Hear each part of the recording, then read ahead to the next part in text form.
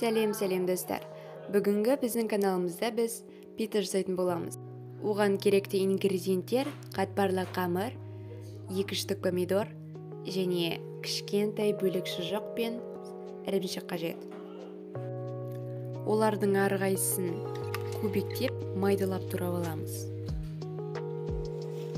Турап алғаннан соң бізге қатпарлы қамыр қажет. Мен 2 пицца жасайтын болғандықтан оны 2-ге бөліп, біреуінен пицца жасамақпын. Бұл қамырды қазір жайып, противенге саламыз.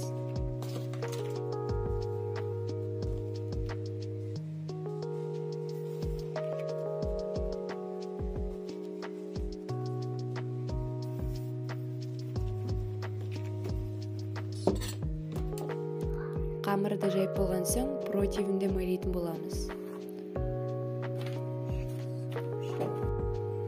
Оның жан жақтарын әдемілеп, оның ішіне жаңағы кетчупты саламыз.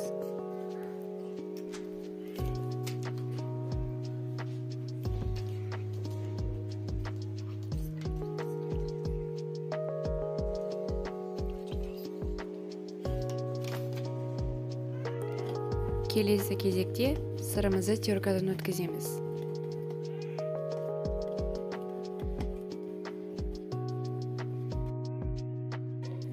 Барлық заттар дайындап болған соң, видеода көрсетілген ең алдымен шұжықты, артынша помидорды, сосын барып бетіне сырды сепсеңіздер, соның өзі жеткілікті болады.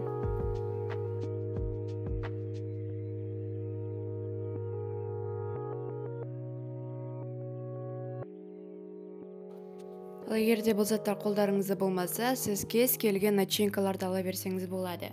Сонда да пицца өте дәмді болып шығады.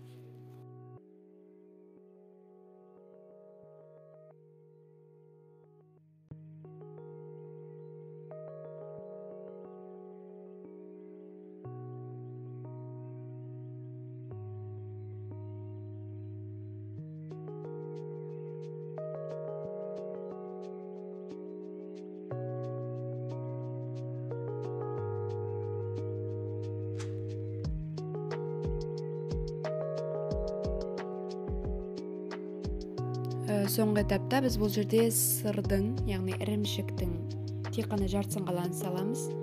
Духовкадан шыққан кезде, яғни піскен кезде тағы да бетіне себеміз.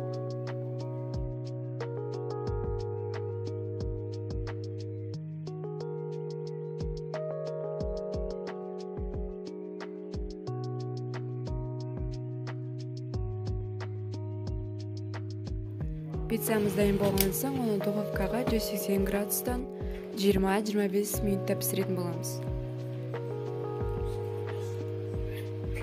Міне біздің пиццамыз дайын болды. Егер сіздерге ұнаса, лайк басып, бізге жазылыңыздар.